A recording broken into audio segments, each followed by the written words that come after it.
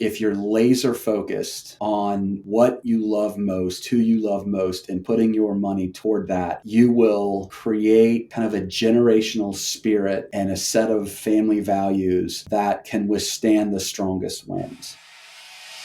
You're listening to Good is in the Details. I'm Gwendolyn And I'm Rudy Sallow. And this is the podcast where we learn what we didn't know in the spirit of Socrates, all with the aim of a happy life, using our critical thinking skills and elevating our thinking. And today we have a special episode. We have returning guest, Brian Page. He was on the pod to talk about what is a good husband. He is a guru when it comes to relationships and finances. And in honor of Father's Day, we wanted to talk about what is fatherhood. You know why I wanted to do a Father's Day episode, just an ode to fathers, and Brian is amazing. We talk about how that role has shifted over time. What did a father look like maybe 50 years ago compared to today? Last time we talked about the modern husband. Today we're talking about the modern father. Yeah, and Gwen, I got a question for you if you don't mind. What does philosophy say about fatherhood? What is the philosophical connection here, if you don't mind? You know what? That is a really good question, Rudy. So much philosophical literature that has come out in the last century has really focused more on women because women have been reduced more to their biological abilities, and then therefore her cultural role is motherhood. Not as much has been paid attention to fathers. And what we're seeing in the news right now is there's a lot of negative discussion about men, meaning like the male loneliness epidemic, and men can't find dates and what's going on, and depression rates are up high. And so I think it's important that, we take the step to use the critical thinking principles. What are our assumptions? How have things been defined in order to move forward and talk about what it means to be a father in 2025? So I guess from a philosophical standpoint, we're kind of in new territory. Although someone's going to reach out and be like, no, Philosopher X said something on fatherhood. Hey, you know what? If you know, go ahead and send us a message. goodisinthedetailspod@gmail.com. I would love to know. But really, we want to celebrate dads. That's what we're doing today. Yeah, I was just going to say, and more on this topic about men and friendship and how to be a better friend. I want to give a shout out to our friend, past guest, Matt Ritter. And hats off to him and success of his show, Man of the Year podcast. He's been killing it. We barely scratched the surface of this topic because, we touch upon a lot of topics on this show. Our show is about a philosophical bent and curiosity, and we like to touch upon various areas. And I do think this loneliness epidemic is real. It's legit. And Matt and his show, they are dedicated to battling that. So if you want more on this topic, I suggest you listen to that show. So hats off to you, Matt. I'm gonna ping you and tell you that we dropped a line for you in here. I really, really love his project. I love this discussion because, masculinity has been tied to these ideas of independence and reason. But, men are human. They're lovely beings that have feelings and have emotions. And so I love what Matt is doing where he's talking about the friendship aspect and connecting in that way. And then with this episode, talking about connecting in the domestic space, essentially this sphere that opens up so many possibilities of joy and happiness when we allow it. A lot of the confines around a traditional notion of masculinity left out this very loving and exciting and wonderful part of what it means to be human, what it means to be a parent. So with joy and with love and a bit of critical thinking, questioning our assumptions, let's dive into talking about fatherhood with Brian Page. All right, Brian, welcome back. We are celebrating fathers. So let's talk about modern day fatherhood, what that looks like. What are the joys? What are the hardships? And how is it different from the past? You can go ahead and tackle any one of those points in whatever order you would like. Okay, so I want to start with the fact that for many of us, obviously I can't speak for any other fathers other than myself, but the joy of being a dad and being around your kids, being present in the moment when you're actively engaged in some sort of activity as a family is impossible to beat. It is a feeling that I cherish now more than ever as I am pretty close to becoming an empty nester. I wish I would have cherished those moments more frequently when I was younger, but there's nothing like these chapters of fatherhood in our lives, whether it's, when your kid grabs your finger for the first time after he's he's born, or you see your child out on a sports field for the first time running around doing cartwheels when he should be doing something else, or taking your kid to a graduation party or hosting one and realizing that they're on to their next journey in college, and just seeing them as excited as you were when you were going to college. And all of those things bring a smile to my face. For Father's Day, I'm glad you're sharing this episode. For perspective, my kids asked me what I wanted to do, and I just said something as a family. I don't know what that is, but I just want to make sure that each year on Father's Day, we do something together. That's so sweet. What's a financial lesson or something that you would want to pass on to your children that maybe you didn't get? Like, what is a generational shift in your thinking when it comes to fatherhood and money? Boy, I Or that don't other people can learn? I'll answer the question this way. If I were to say that there should be one thing that a dad should teach their children using money, it should be their own family values. And let me give you an example of what that would mean. When I was growing up, my father drove both my parents, like when I say junk cars, like the worst cars that you can ever imagine. For context, the first car was one of those giant Woody station wagons. It was not for sale, but someone followed us home from work because they wanted to buy the car, put it in the Clinton County Demolition Derby, which they ended up buying it, and I saw it win. So that is perspective of the first car. The second car was so bad that any metal pieces outside of the frame of the car had like rusted off. So for example, the door handles rusted off. So to get into the car, my dad drilled holes where the door handles were and ran metal fish wire with a hook. So to open the car door, it looked as if you were starting a weed whacker. The gas gauge didn't work. The speedometer didn't work. You could lift the carpet at your feet and see the road. So that was my kind of frugal upbringing. But yet my parents had, they made decent money. We were a middle-class family. They worked really hard. My dad grew up on a farm where they were a sharecropper and they did not have much. A matter of fact, he had to live in a railroad car and work on the railroad part-time in order to afford going to college. So he was living in a railroad car, going to college, working on the railroad, knowing what the real world looked like when I went to college, because I'm from this small rural town. I'm like, well, we just drove junk cars. A lot of us do. And I get to college, I realize that that's pretty unusual. I come back from college and ask my dad, why did we drive cars like this? There's a junk car and then there are junk cars like what we drove. So my dad asked me to get out a calculator. So I do. He asked me how much a car payment would be. And I just guessed $300 a month. So he tells me to type that in the calculator. And then he asked me what insurance would cost. And I thought, I don't know, $100 a month. So I typed that in the calculator. And then he asked me to calculate that number, to multiply it times 12 months, which I do. And then he tells me to multiply it times 20 years, which I do. And it's obviously a pretty big number. So I asked him, like, Dad, what's your point? And he said, well, son, the point is that there's no way in hell that my kid is going to have to live in a railroad car like I did to afford to pay for college. And that is the only way we could figure out how to save for you. That was the first time I realized if you're laser focused on what you love most, who you love most, and putting your money toward that, you will create kind of a generational spirit and a set of family values that can withstand the strongest winds. I think that because of not just the story, but the modeling from my parents and the conversations I had about spending money on things like education and giving, being ruthlessly frugal on materialistic items like clothes, and taking pride in being frugal with those types of possessions and not being vain. Those are the things that I value now as a father myself that I try to pass down to my kids. And all of us as dads, we all have an opportunity to do that. Not through lectures. Lectures don't work. What works is modeling and clearly communicating why you're modeling what you are and why you live the way you are, and that the way that you decide to spend money is not arbitrary. It's done in a way that is in the best interest of your family. I know in my personal experience that that type of intentional living is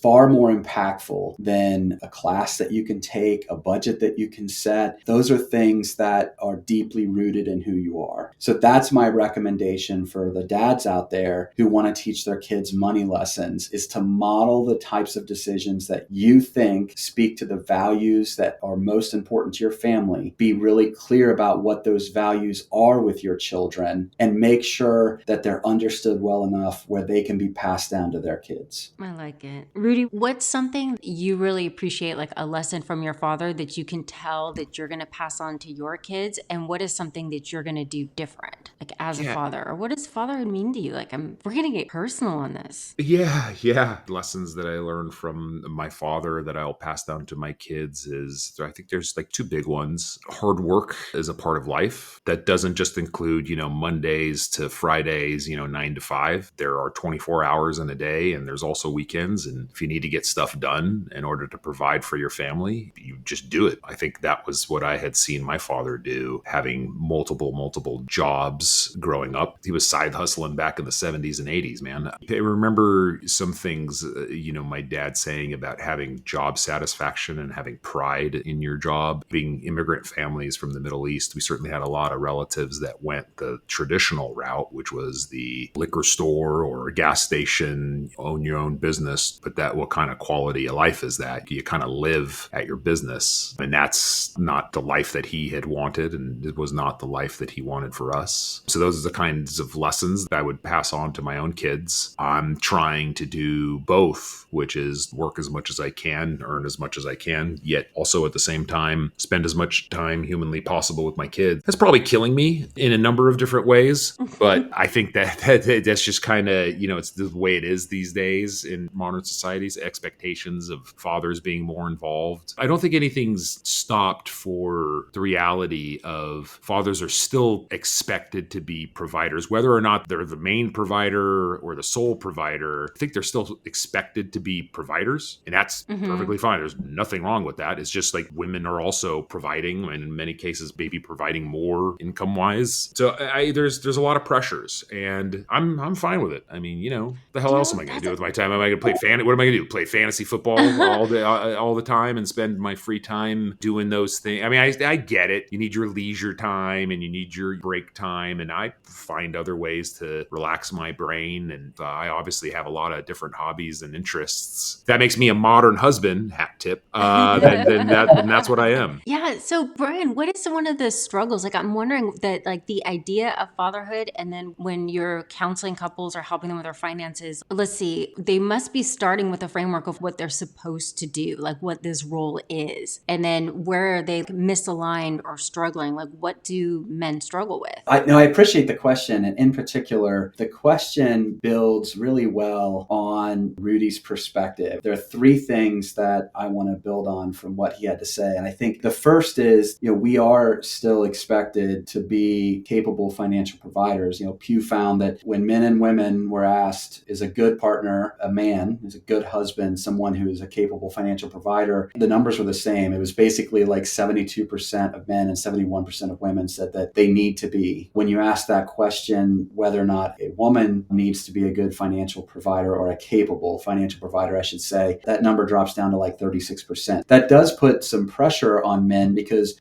we are also looked at as being people who should be equitable partners in our relationships and being present and thoughtful caregivers. I think one of the things that in meeting with couples, when I focus on managing money in the home as a team, like we unpack what it really means to them to define being a great partner and to define being a great father, because sometimes there are competing priorities that make it difficult. One of the things that sticks out to me, research that was shared by Dr. Claudia Golden, she won the Nobel Prize in 2023 for her work on the gender pay gap. And I interviewed her a few weeks ago at Harvard. And essentially what she found was that ultimately it's what she terms as greedy work that is really the root cause in the modern day world for the gender pay gap, meaning after a child is born, men, through whatever it may be, maybe it's cultural norms, societal norms, whatever it may be, they ultimately work longer hours. They're the ones who seek more promotion opportunities, and women mothers have to often fill that void being left at home because men are working longer hours. So they're in turn doing more at home as caregivers. They're doing more at home, doing more of the domestic labor. What happens if a professional woman is doing that? Well, she's not working longer hours at work. It's harder for her to get promotions. And so what her data shows shows is that that's really the divergence. That's the point in time where you see couples start to make different amount of income. And we're talking about apples to apples here, to be very clear. I'm not suggesting that's good or bad. What I would suggest is that if that is by design and it's intentional and it's what the couple wants, then that's great. But what I think that is particularly difficult when I talk to couples is that they often slip into those roles, not realizing what they're doing. And that for whatever reason, men just feel like I have to work longer and harder, and that women are now doing more at home. And I fell into that trap. We had a child really young and I was working 70 to 80 hours a week. Looking back on things as I'm soon to be an empty nester, I have a lot of regrets. And Dr. Golden found that in her research. She shared that in her book, that oftentimes men really are focused on being and love being granddads, because as grandfathers, they feel like they can get back a lot of the time that they lost working long hours away from their kids. And I can sympathize with that. I can connect with that, because that's ultimately how I feel. I feel like although I was very present with my kids in sports, and on vacations, there are a lot of times I wasn't there. And I can't wait to be a granddad to get some of that time back, both with my kids and my grandkids. That is so interesting. Oh my goodness. I can see that as a grandparent, that's part of the joy, because you don't have the stress anymore and you just get to do you just get to do the relationship building and the playtime. Yeah. Oh, wow. I can see that. That's actually when grandparents are near their grandchildren, that they live longer. And I can see that. I can even see that energy and that spirit of how grandparents light up with the little kid, and how that would keep somebody youthful and happy and keep going. Yep. Oh, wow. And I want to add one more thing. When we had our first child 22 years ago or 23 years ago, paid paternity leave for men was not a thing. I took 3 sick days. That was it. Obviously, paid paternity leave for men is being offered more frequently. California is a leader in that. And I want to encourage listeners to please use that time to connect with your child, disconnect from work, focus on being a caregiver. You'll never get those moments back, and supporting the birthing parent to make sure they have everything they need, and setting new systems in place to make sure that when both partners return to work, that they do so in a way where systems have been put into place where it's equitable at home, and both partners, if that is the goal, both partners can continue to climb their career ladders. And that's one of the things that I focus on with couples in that transition point, is making sure that when they return to work, that you don't have a slip into the greedy work that leads to the gender pay gap, which, we all know, that can really build resentment. For a lot of women, and my wife's one of them, she's high achiever professionally. She's really ambitious. She is motivated by, earning a good living far more than me. I think that if I was born 50 years later in life, I probably would have been the one to work a very flexible and part-time career for our journey, for her throughout our marriage. It just wasn't that way. Those weren't the opportunities, unfortunately. If I could pass anything on to men now, to fathers now, as our world progresses, it's to try to remove gender from the formula and only to look at what drives your passions, your skill sets as a couple, to make sure that you're living your life intentionally in a way where you can be not only a great father for your children, but a great partner for your spouse. And I was wondering if the ideas of masculinity with the gender roles, if the way that they've kind of shifted. Now, what I mean by that is that the parenting and the nurturing thing that used to be seen as feminine is part of fatherhood now. I see when I drop my daughter off at school, I see all of the dads. There's an equal number of men and women who are dropping their kids off at school. And it's the sweetest thing, because, the kids are hugging, the dads are saying goodbye. And it just dawned on me that when I was growing up, I didn't see that. It was really just the moms. I didn't see that level of participation of the dads. It's not a feminine thing. It's a human thing to, hug your child and have that quality time with them. Yeah, I agree. And I don't have any data to back up what I'm getting ready to say, but I have to believe if there's any good that came out of the pandemic, it's that remote work, whether it's fully remote or a hybrid schedule, has allowed for both partners, both parents, to be able to do those things. Yeah. And it's not not a chore. It's like you get to. No, You it's get to, not. you get to play. You had talked about, let's say, with boys, like fathers and sons. I think, and I'm just wondering what you think. So this is all just no data to support this, but the way that men are with their daughters now is also something that's a shift. For example, you would see images of men playing sports with their sons. There wasn't as much father-daughter images, but a lot of father-daughter images that I see will be somebody joking around. Like, let's say Dwayne Johnson having tea with his little girl and she's got makeup on him, like this really large, muscular man sitting down in a little chair having tea with his daughter. Those kinds of interactions with the daughters, like allowing the daughter to dictate the playtime. Yeah. The father's going ahead with it, and it doesn't detract from their masculinity at all. If anything, it makes them more of a man. What other kinds of shifts have you seen culturally when it comes to gender roles and then how men are parenting? Or are gender roles preventing men from being able to fully participate in fatherhood? Do you see that? I feel like that looking back at like the sitcoms, for example, or movies from, let's say, like the 70s, the dad was this kind of get home from work, read the newspaper, clueless around the house. I mean, even the 90s, if you think about like Everybody Loves Raymond and Married with Children, and like it's a bunch of doting husbands and dads who just kind of seem like they're following the lead. That's what was on TV then. But now what is more mainstream, like you said, is really connecting with kids. Again, this is out of my purview, but I wonder if pop culture and movies and sitcoms and things like that really help in playing a role in helping men picture what a good father looks like, and that has it helped to have like The Rock, doing a tea party with his daughter. I think it does. I don't have any research to back that up, but it is certainly more prevalent to see it. There's a story out of Brooklyn. It's like, I think it's called the Stroller Club, and I could get that name wrong, but if you Google a stroller club, you'll see countless men now are meeting in a park in Brooklyn with their kids and their strollers, and they're walking. Those are the little things that never would have happened 10 years ago. They're happening now. Those are the things I wish I would have been able to do, but I'm going to make darn sure that I do as a grandpa. Okay, Rudy, I got to know, have you done a tea party? Have you had makeup put on you? Like, what is some interaction that you've had with your daughter when you're just like, okay, this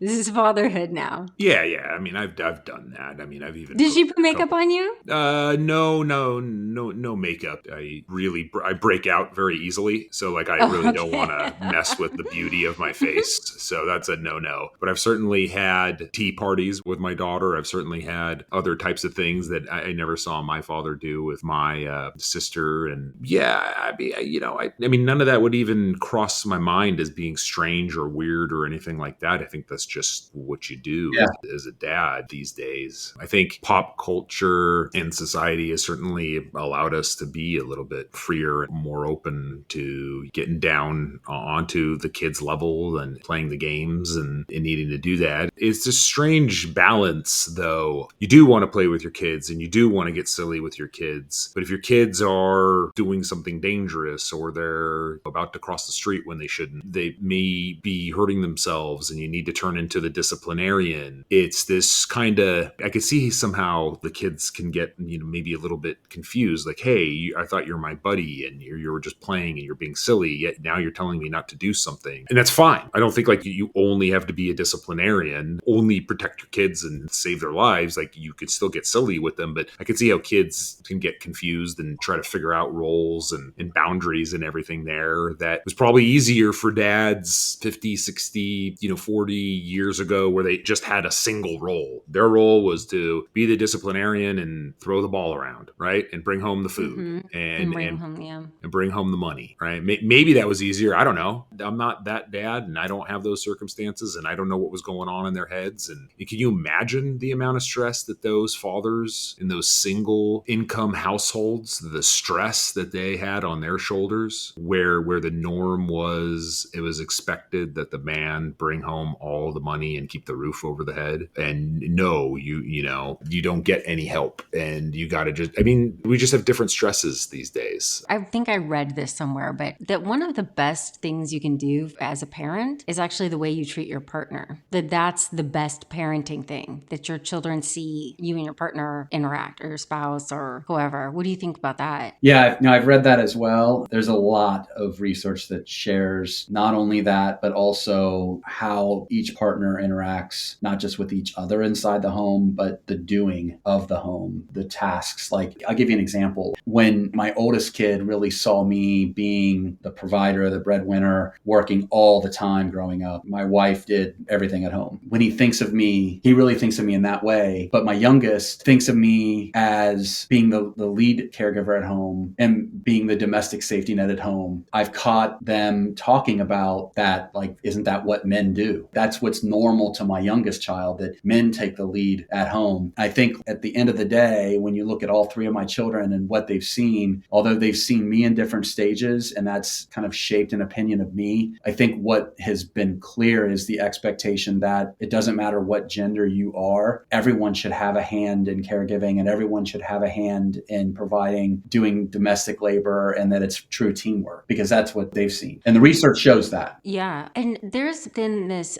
rise in discussion about the male loneliness epidemic. Yeah. Taking it back to like the home life, how can parents, how can fathers kind of navigate that for that to not happen? Because I read different things about it, and a lot of it has to do with very misogynistic ideas about relationships, and they are not coming to fruition. And as a result, the person is alone. So I would think if you go back and trace it back to the home life, the kind of role that fathers play with the mom would impact the child, so they're not stuck in that cycle of an expectation that really doesn't fit the moment at all. What are ways to, I guess, curb that whole male loneliness epidemic if we were going to take it from like a father's role in the home? And I think it's partly like what you're saying, like the children actually seeing a partnership, and that it's not just one person's job because they're of this gender to do this task, but it's really whoever is able to at what time, what they can give to all chip in. So I don't know. Do you have any thoughts about the male loneliness epidemic maybe?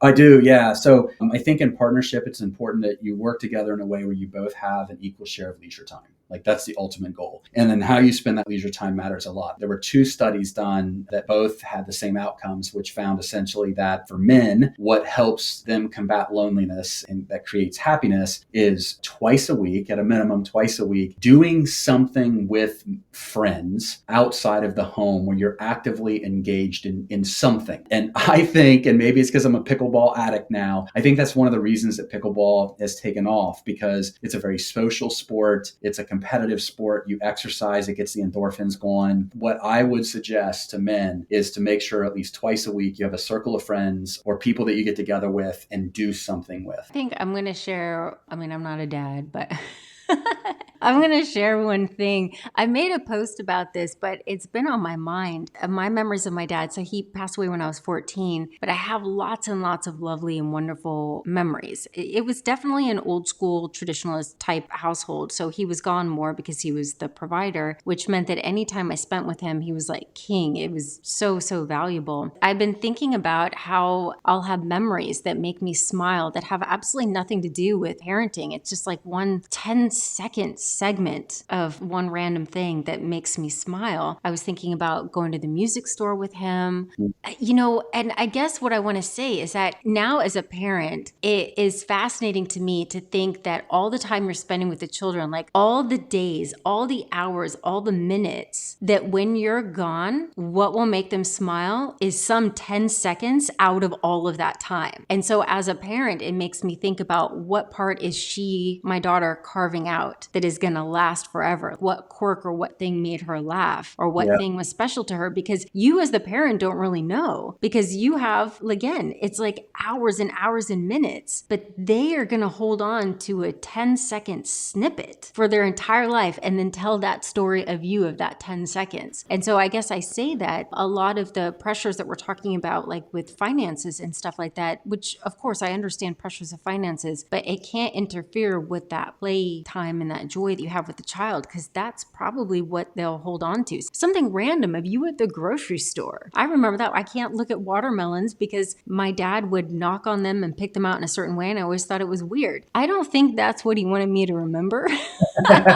But I love it, and it makes me smile. And out of all the minutes and days and hours, that 10-second fragment is what sticks with me. And so I think I want to throw that out there for parents, that when you are being yourself and you take the children along for you to do the things that you love or that you have to do, that those are extremely meaningful for the child's point of view. Yeah, I can think of many, many, many 10-second increments or minutes, maybe even 10-minute increments where I pray to God my kids will forget the how I was acting.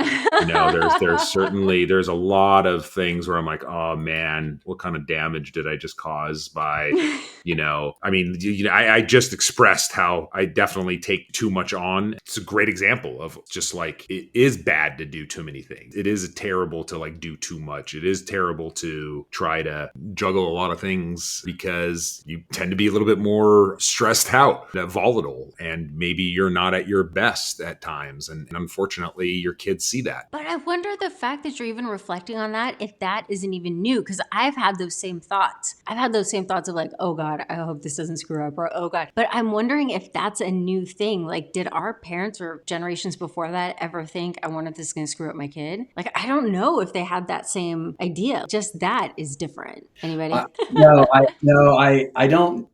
One of the things that, in looking back at, my time as a dad, because I was working so hard and so often, it made it really difficult to constantly be emotionally regulated and realize that every moment kind of matters. You kind of have to be on all the time. I feel like that's, like Rudy was saying, when you've got so many things going on, it's really difficult to do. It's hard, isn't it? I know that's hard. Here we are, we're sitting here and we're talking about all these things and all these great things and about being the dad. Well, what about the failures? I mean, we also need to forgive ourselves. Right. And learning how to forgive yourself, I think, is a part of growing up as a parent. And I think as a child, that is how you evolve into adulthood, is noting that your parents are not perfect. You can't expect perfection, and like understanding where they're coming from and where their failures are from, and like reflecting back upon the circumstances of their life and what they went through and being like, okay, they did their best, they did their very, very best. And I pray and I hope, I know my kids are going to have some of the memories where I wasn't at my best, because that's just part of being a human being. I just hope that the amount of me being an awesome, funny, cool, interesting dad will more than outweigh all of those other times where I was not at my best. That's all I can hope for. Yeah, well said. Rudy, you are. I mean, I remember one time I called you, I don't know, was it your birthday or was it your son's birthday? And you're like, I'm at Disneyland. And I just thought this was a good dad, because actually for me, I mean, amusement parks are like, they're a nightmare for me. And you're like, yeah, because we're here. Or there's times like we're at the conference, you're like, I got to go because I got to go take my son to baseball or something like that. Rudy, you're awesome. No, I'm always there, but thank you. I do think I'm awesome, but I'm sure that I've probably have been stressed out and have probably taken on too much. That's something I probably need to work on to be a better dad. Rudy. It's really tough, isn't it, Rudy? Because part of the reason that we take on so much is that we can provide so much more, right? Yeah. Paying for their education or whatever it may be, right? It's like this constant balancing act of, the more you work, the more that you can provide, but the less that you're present. And it's really difficult to know what the line should be. It's true. It is really, really true. You have these thought bubbles like in your brain, and you think about how much things are more expensive and how difficult things are, and who knows how AI is going to affect our children and their job prospects. And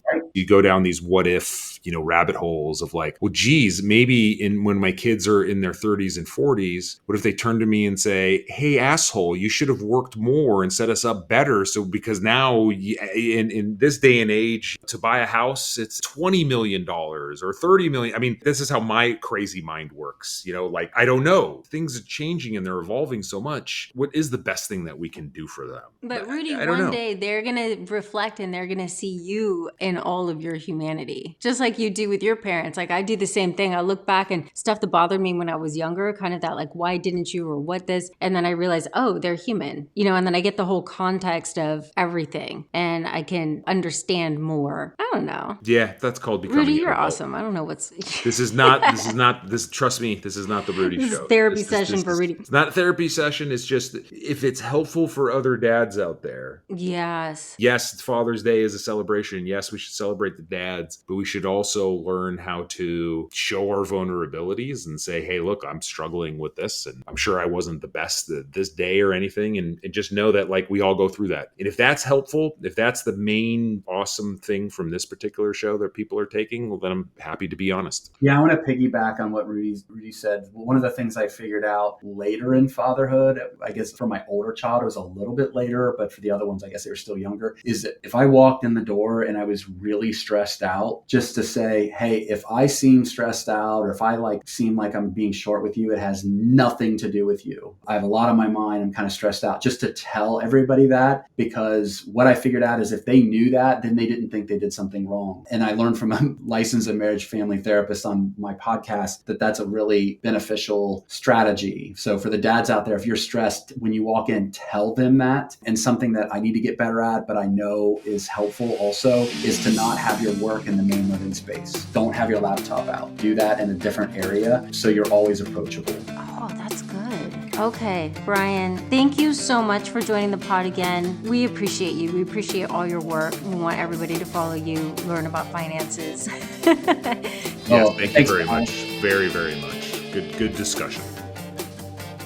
Good as in the Details is produced by Dr. Gwendolyn and Rudy Sallow. Be sure to check out our show notes so that you can get links to Brian's work and his podcast. And check out Matt Ritter's podcast, Man of the Year. It's fantastic. And if you're listening on Apple or Spotify, please scroll down to the bottom and hit that 5-star review. Take a screenshot of this episode or your favorite episode and tag us on Instagram, Good as in the Details Pod. You can also find us on Facebook, Good as in the Details Pod. And of course, go to Patreon for all the extra content and to stay in the know, patreon.com/Good as in the Details. We'd like to thank our sponsor for this episode, AvonmoreInc.com. It's that small bridge business that started in the 90s and grew to an international sensation amongst bridge players. If you like bridge, or if anyone you know likes bridge, you gotta go to AvonmoreInc.com. They have everything you need for your next bridge party. Let them know Good as in the Details sent you.